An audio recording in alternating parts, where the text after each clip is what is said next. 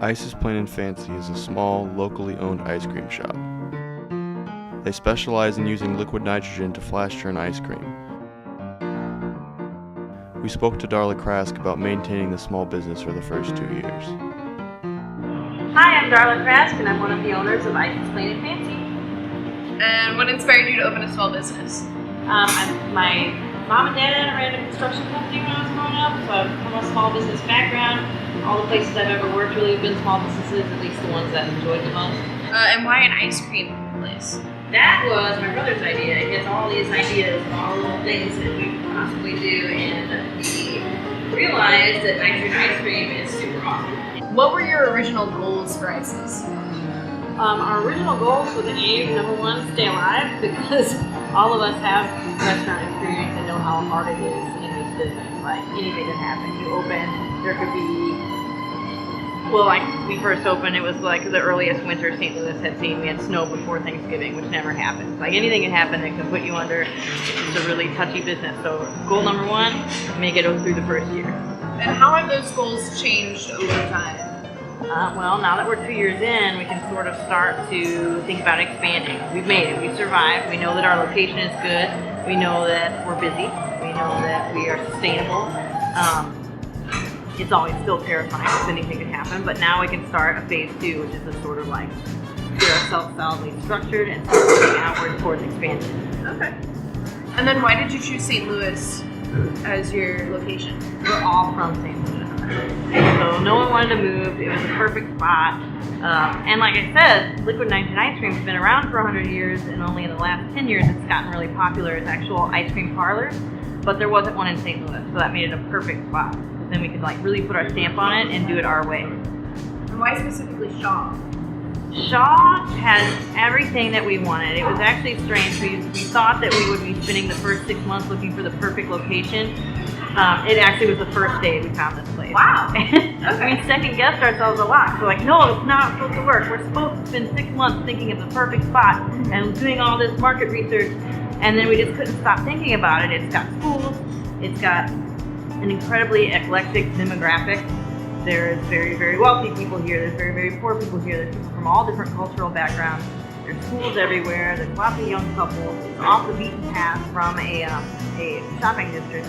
We wanted something tucked away in a neighborhood, sort of like in the know, like kind of, we want to be a neighborhood spot, but also a destination.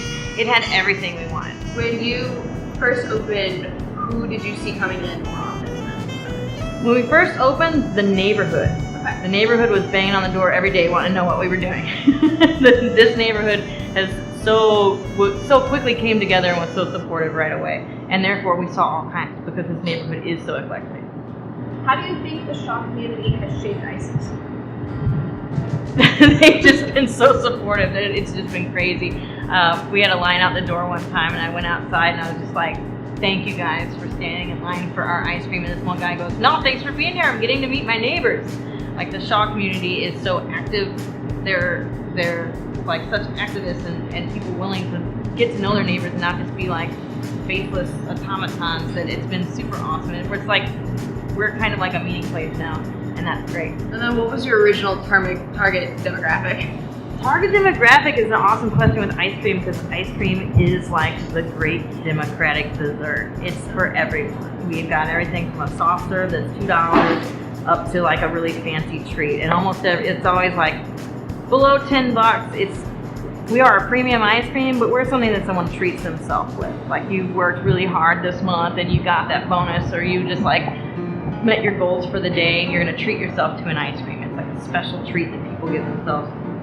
It's not something that's necessary. It's not like getting gas every day. It's an extra special treat, and therefore it's for everyone. Almost anybody can save up $5 to get themselves a fancy ice cream. So that's why it's awesome. Like, the demographic is across the board. What do you find as the biggest disadvantage for having your location in St. Louis? That is a tough one because I love St. Louis. I really do. I think the hardest thing about St. Louis was dealing with St. Louis City. That was really difficult, just getting open, and that is just, there are a lot of people down at City Hall that are trying to update things and striving to get better and make it easier for small businesses to open in the city, but a lot of their processes are still just really old. One office will be emailing you, and the other office will be snail mailing you, and then you're supposed to meet this deadline, but it's in the mail for 6 days, and it was just that was a difficult process. We actually opened like a lot later than we wanted to, and it was just for jumping through the hoops down at City Hall. What is your competition around St. Louis look like? Well, obviously there's Ted Drew's, which is Right. the great St. Louis nostalgia establishment. But really, we are the only liquid nitrogen ice cream parlor. There are a few other specialty shops that have opened. Clementine's is open. There's the place that just opened on Delmar. But really, I feel like there's room for everybody here. There's no one really doing things exactly the way we're doing, and there's no one doing anything exactly the way Clementine's is doing, or so, you know, it's just, I think there's room for ice cream in everybody.